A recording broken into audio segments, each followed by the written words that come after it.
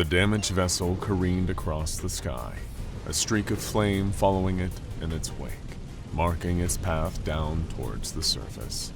If a human being had witnessed it on that cold, unfamiliar world, they might have assumed it wasn't even a spacecraft. It looked more like a projectile, a missile hurtling towards its target, the first act of war. But there wasn't anyone on the surface looking up, no one human, at least. From above, the surface of the planet seemed to be constantly shifting, the low light from the planet's nearly permanent night cycle making it seem like there was nothing below but a vast, dark ocean. But the movement wasn't being made by waves. It was alive. A swarm piled on top of each other, their chitinous carapaces covered in slime. They saw, through eyeless faces, the burning ship as it raced across the dark sky of their homeworld, and this craft was bringing a new threat to the hive. It might as well have been an act of war, except this wasn't the first shot fired. This was no attack. It was an execution, one that had been centuries in the making.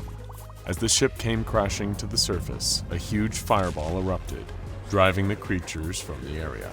They quickly surrounded the wreckage, snarling, hissing, mouths quivering as drool spilled from their jaws, tails raised and poised to strike, keeping watch, waiting, while inside the shipwreck, a containment pod had been broken on impact. Acid that had been used to keep the creature on board trapped in stasis was now spilling into the hull, eating away at the wreck from within, and allowing SCP-682 to clamber free from its cage. The SCP Foundation's long, storied, and largely unsuccessful efforts to kill SCP-682 are well documented.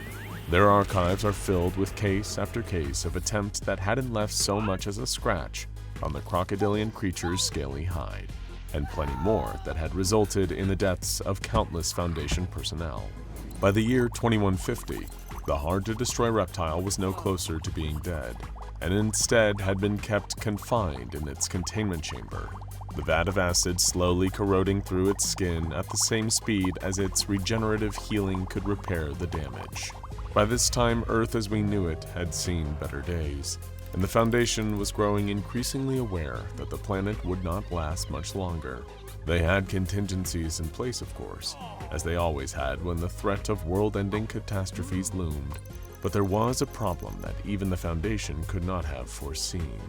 The higher-ups began to notice a decrease in their personnel numbers, not unexpected given the dangers of working directly with anomalies. However, their intake of new employees wasn't enough to compensate for the number of workplace accidents and occupational hazards that came with working for the Foundation. In fact, as humanity began leaving Earth in droves, traveling out to newly discovered worlds far beyond our own solar system to terraform and colonize them, the SCP Foundation was drawing from a pool of new recruits that was growing ever smaller. The well was drying up. The population still left on Earth were dwindling as they succumbed to the effects of a ravaged environment. Without people, there could be no Foundation, and as the human race departed from their home, it seemed the SCP Foundation was destined to be left behind, forgotten, until the company came along. The Foundation's lifeline came in the form of a partnership with a multinational conglomerate, the same company that had been responsible for the huge push towards otherworldly terraforming. Their goal was, officially, to provide humanity with new, safer planets to live, where they could prosper and thrive. Their name was Weyland-Yutani, and they were building better worlds. Unofficially, though, Weyland-Yutani's goals extended far beyond constructing ships for deep space transport and interplanetary colonization.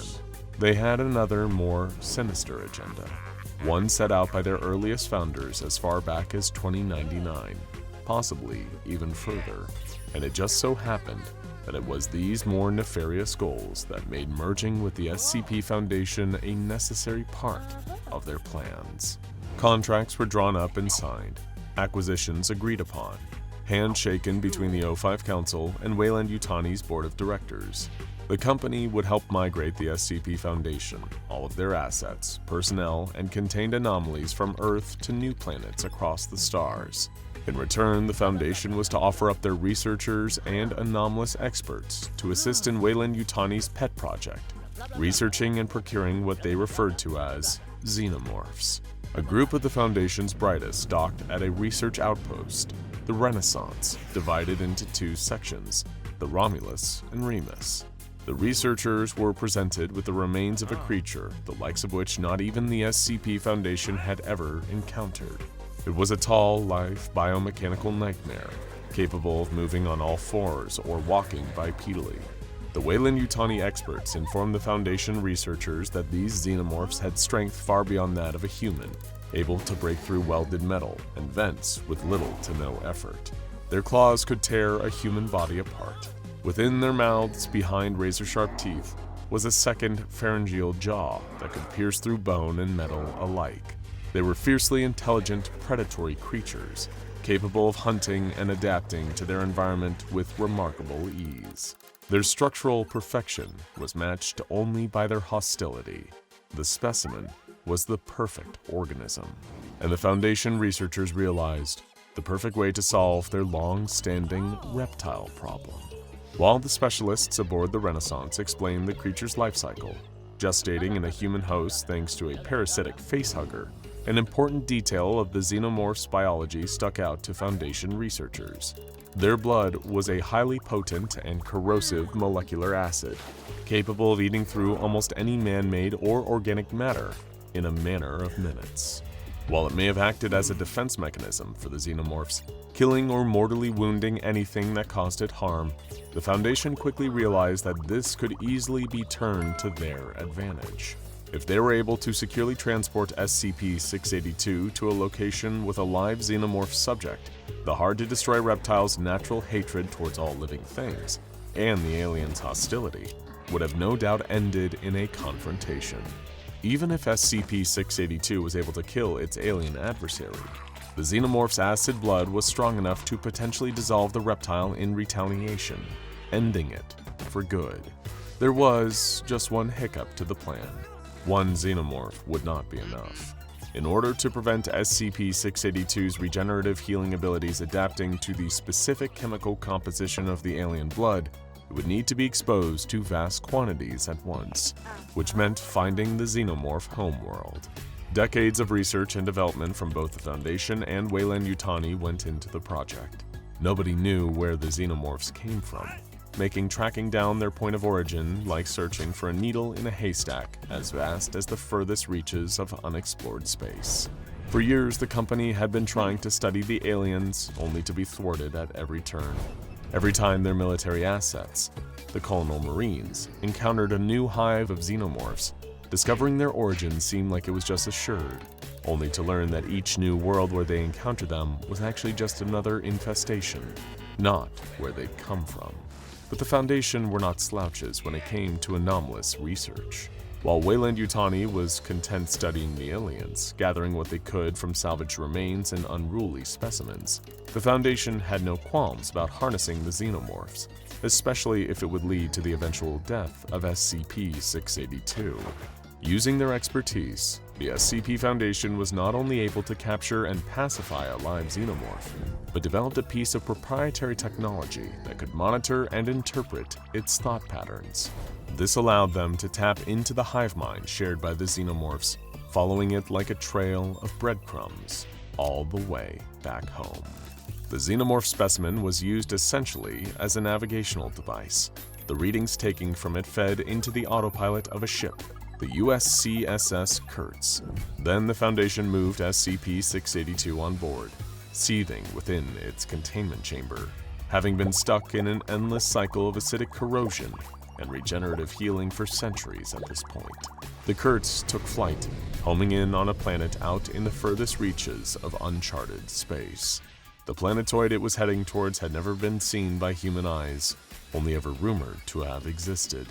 The Kurtz approached, ejecting an observation probe to wait in orbit before the vessel began to burn up as it entered the atmosphere.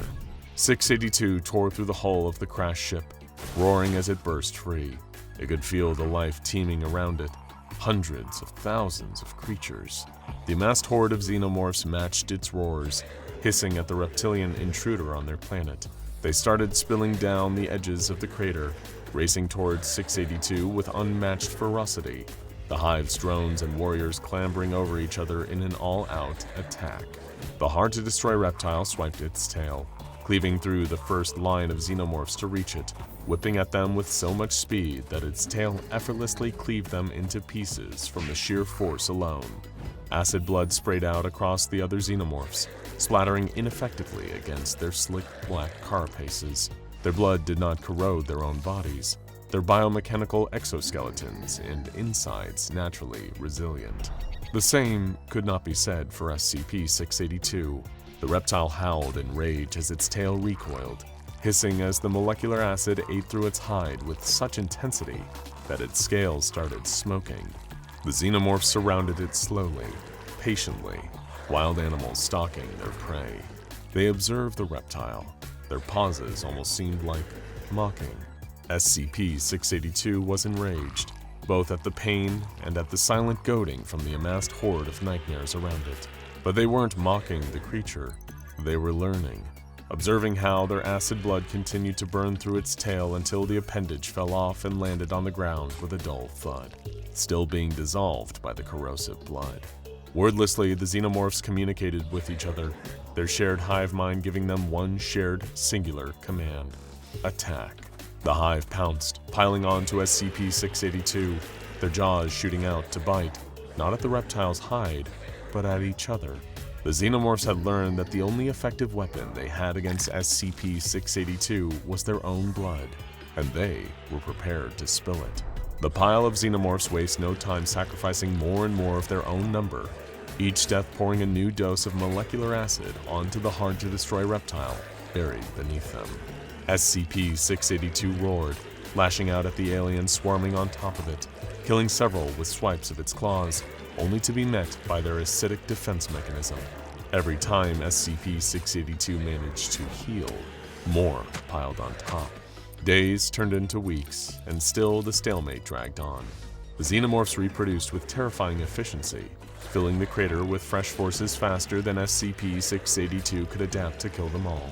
Meanwhile, SCP-682's regeneration kept it from succumbing to the acid, even as its scales burned and smoked, turning the battleground into a nightmarish pit of searing flesh and hissing blood. The Foundation's researchers watched the feed sent back from their probe, equal parts fascinated and horrified. They had expected SCP-682 to adapt, as it always did, but they hadn't predicted this: a twisted, endless stalemate between two of the most hostile life forms in the known universe. For now, the two were locked in a vicious cycle, each countering the other's strengths and weaknesses.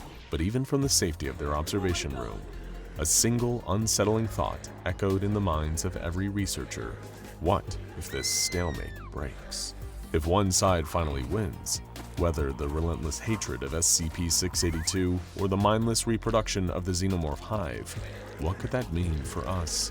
The Foundation had only barely contained these two titans, but in the end, could humanity survive the fury of either victor? Only time could tell. Now go check out SCP-096 vs. Alien Invasion. And was SCP-682 really that hard to kill after all? For more,